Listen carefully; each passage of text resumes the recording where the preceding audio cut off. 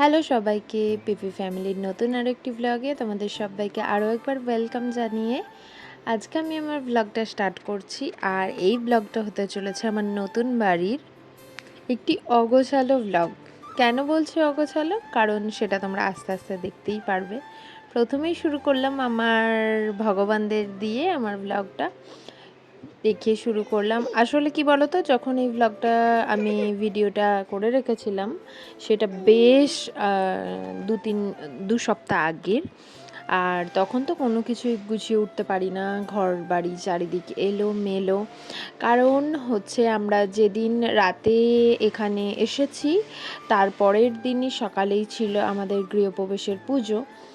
আর এই ব্লগটা মোটামুটি তার 2-4 দিন পরেরই একটা ব্লগ। তো চারিদিক ভীষণই এলোমেলো। আস্তে আস্তে সমস্ত ব্লগ তোমাদের সাথে শেয়ার করব। অনেক ভিডিও, ফোনে প্রচুর ভিডিও জমে গেছে, তো এডিট করার সময়ের অভাবে আমি তোমাদের সাথে কোনো ব্লগ শেয়ার করতে পারছি না। তো আশা করছি সব কিছু একটু সেটেল হয়ে গেলে আমি তোমাদের সাথে সমস্ত কিছু আস্তে আস্তে সব আগের মতো শেয়ার করতে পারবো।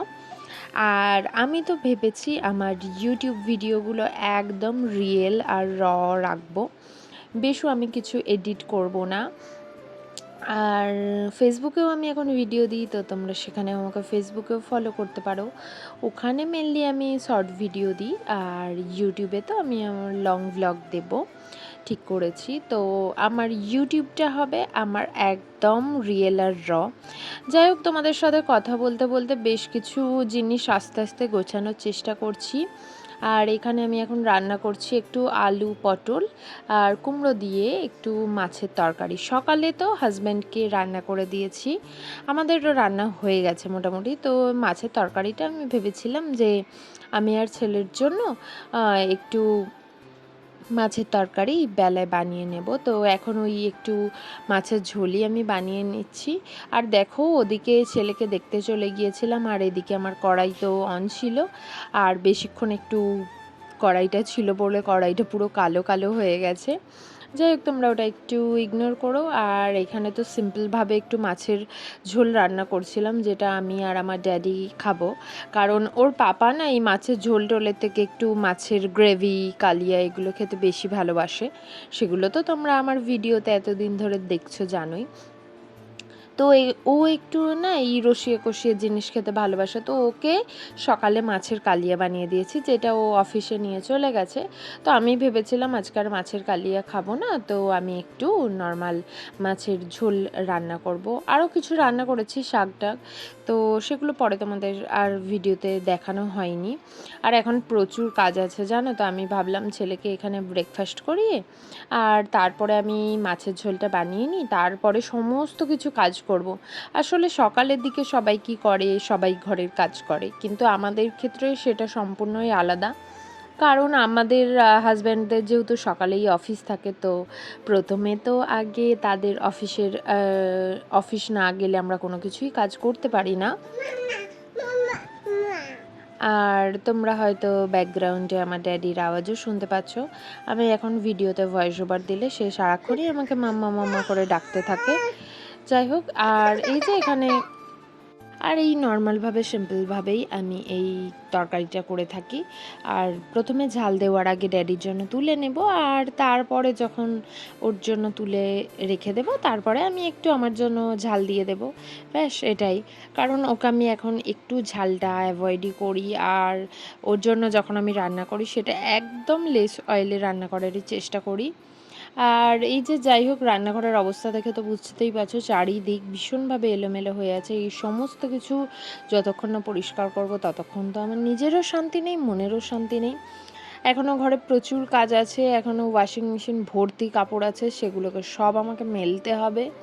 ওটাও একটা বড় কাজ।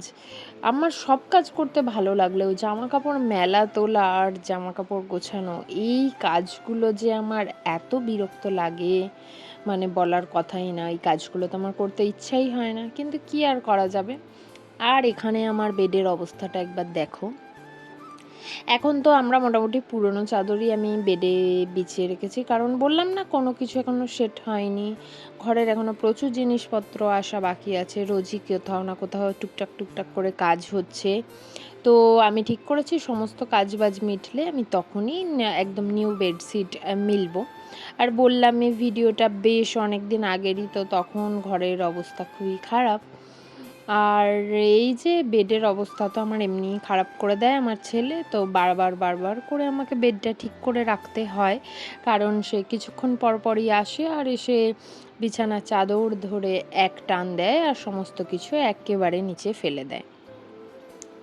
এখানে আমি একটু ফ্রেশ হয়ে নিয়ে তারপরে কি করব, এই যে এই ঘরের অবস্থা তো দেখো, মানে দেখার মতোই না। আর একটা ঘরের অবস্থা আমার ঠিক এরকম, মানে রোজে শুধু আমি ওয়াশিং মেশিনে জামা কাপড় দিয়েছি, বের করেছি আর রেখেছি, দিয়েছি, বের করেছি আর রেখেছি।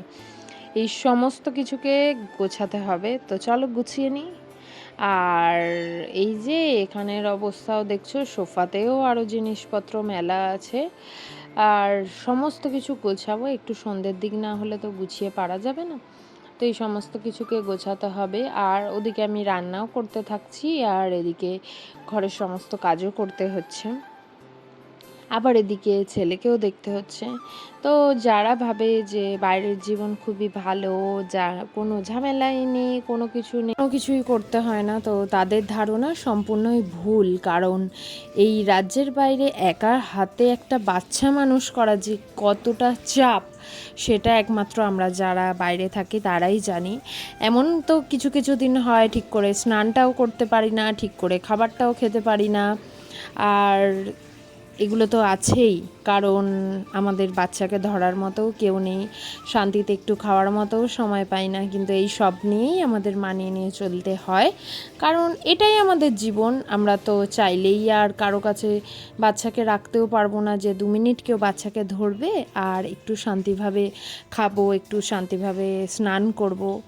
তো এই সমস্ত কাজগুলো একমাত্র ছুটির দিনেই হয়, যেদিন হাজব্যান্ড বাড়িতে থাকে, সেদিন একটু শ্যাম্পু করে স্নান করতে পারি, একটু সময় নিজেকে দিতে পারি, এছাড়া তো অন্য দিনগুলো না হয় বাদই দিলাম। যাই হোক, আজকের ভিডিওটা আমি এখানেই শেষ করছি। দেখো আমার সমস্ত কাজ করতে করতে কিন্তু ঠিক সেই দুপুরই হয়ে গেল। এবার তো ছেলেকে খাওয়ানো, ছেলেকে ঘুম পাড়ানো, তারপর সে ঘুমিয়ে গেলে আমি তারপরে আবার বাকি সব কাজ করব।